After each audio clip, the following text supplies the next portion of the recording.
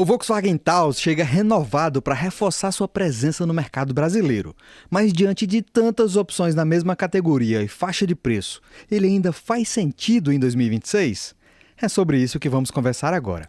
Eu sou Diego e eu conheci a novidade na versão Highline, e é um carro que eu conheço bem desde seu lançamento porque eu tietei ele algumas vezes no OLX e no Webmotors. E por que eu fiz isso? Porque na faixa dos R$120 mil é um excelente carro familiar. E ficou bom agora que a Volkswagen consertou o maior problema dele, que era o design. Convenhamos, é certo que foi a aparência a pedra no caminho do Taos, que chegou no mercado em 2021 e nunca teve vendas expressivas, apesar de suas inquestionáveis qualidades. Claro, tem o preço que assustou os interessados que apareceram no lançamento, mas ele precisava custar um pouco mais que o Corolla Cross por ser tecnicamente melhor que ele. O Highline tinha motor 1.4 turbo e câmbio automático tradicional, ADAS com câmera e 3 radares, faróis IQ Light, luz de cortesia nos retrovisores, banco do motorista com vários ajustes elétricos, freio de estacionamento elétrico, quando o Corolla ainda tinha pedal, alto-falantes de 2 vias até nas portas traseiras, quadro de instrumentos digital, iluminação ambiente, opção de teto solar panorâmico e, claro, suspensão traseira multilink. Também não tinha a marmita à mostra na traseira.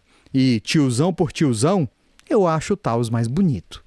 Outro ponto é que a plataforma do Taos me parece superior à da Toyota.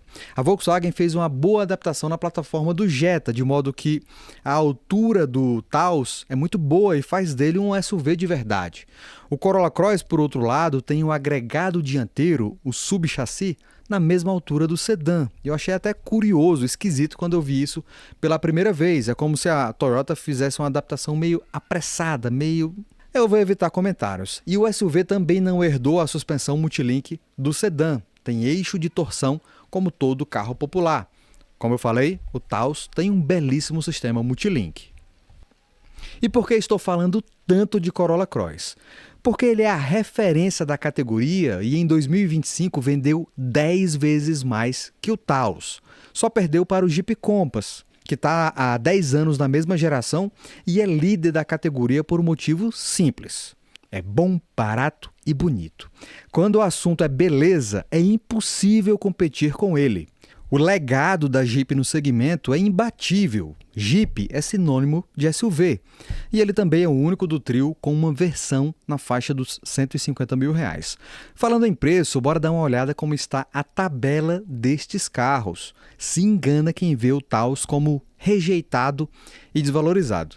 Comparando aí as 3 versões intermediárias, temos o Taos na mesma faixa de preço do Compass Longitude. O Corolla Cross está um pouco acima dos dois. Mas na linha 2025, o Taos já está bem próximo do Corolla Cross e bem acima do próprio Jeep Compass. Então, um carro que com um câmbio de 8 marchas, que é uma novidade incluída na linha 2025, ficou bem aceito pelo mercado.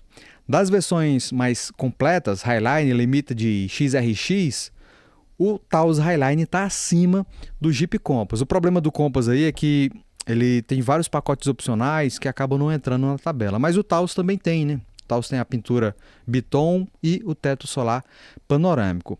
E os dois seguem na mesma faixa de preço em 2023. Em 2024 entra o Corolla XRX com motor 2.0, tá? Não existia antes, era apenas híbrido. Dá para ver que o Taos Highline está na mesma faixa de preço em 2024 e 2025 em relação ao Toyota e bem acima do Jeep Compass, que é um carro meio desvalorizado em razão da própria Jeep, que tem umas políticas de preço aí meio esquisitas.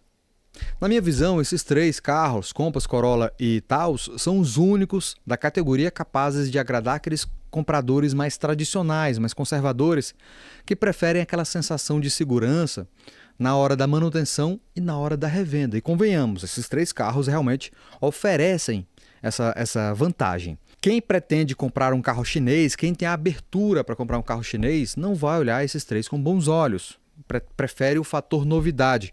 Embora nenhum desses 3 carros deixe a desejar em termos de tecnologia, porque Na minha visão, comando por voz, telas maiores, nada disso chama tanta atenção do público geral.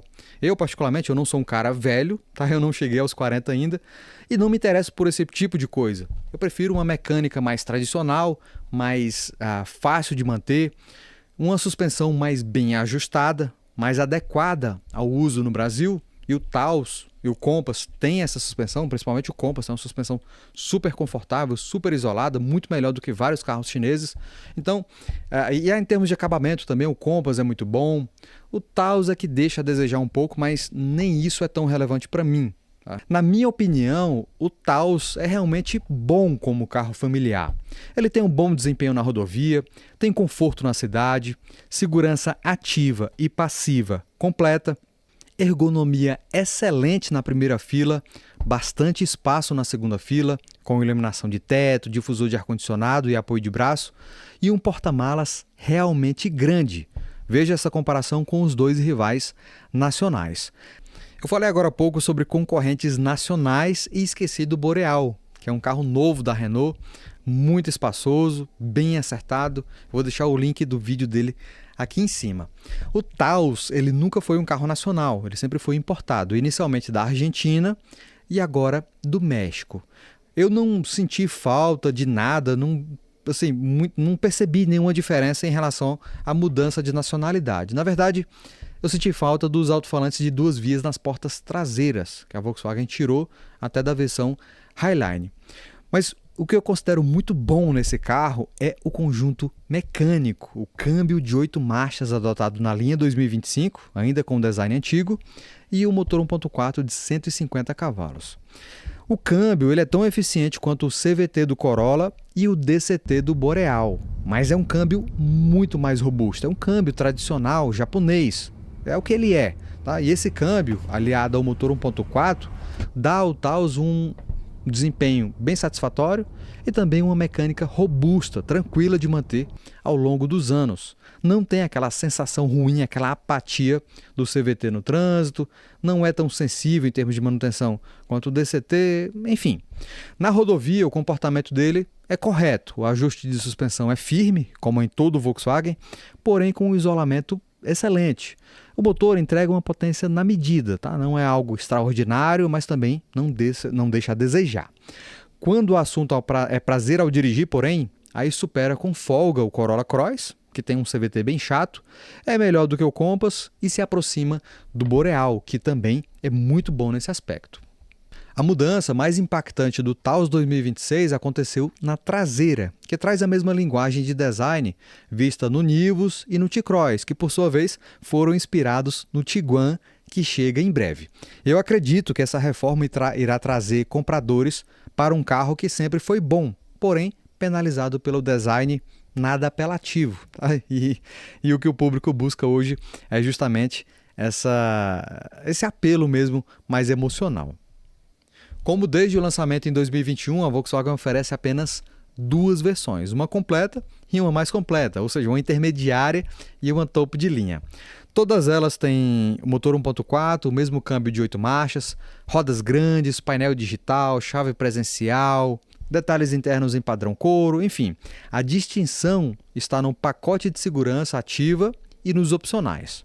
O Taos Comfortline tem rodas 18 exclusivas e não oferece pacote opcional algum, enquanto o Taos Highline aproveita as conhecidas rodas 19, que não ornaram bem com o design novo, e tem 2 pacotes. A pintura em 2 cores de R$ 1.700 e o teto solar panorâmico de R$ 7.200. Por padrão, essa versão é R$ 10.000 mais cara do que a Comfortline devido à presença do pacote ADAS completo. Eu não entendo por que o T-Cross Highline vende tanto e o Taos Comfortline vende tão pouco. Os dois custam praticamente o mesmo, compartilham o mesmo motor, mas somente um tem câmbio de 8 marchas, porta-malas maior, plataforma melhor. Vamos ver como fica agora que o design também está parecido. Na minha visão, se você não pretende impressionar seu vizinho e quer ficar com muito tempo com um SUV espaçoso, me parece a melhor opção dentre todos os nacionais. Eu compraria o Comfortline tranquilamente, eu prefiro os pneus mais borrachudos e não faço questão de assistente de faixa e assistente de ponto cego. Então, o Taos Comfortline me parece o carro familiar ideal. Me diga a sua opinião aí, se você concorda ou discorda e deixa o like também, tá? Muito obrigado por assistir até aqui, agradeço demais a audiência, fique com Deus e até a próxima.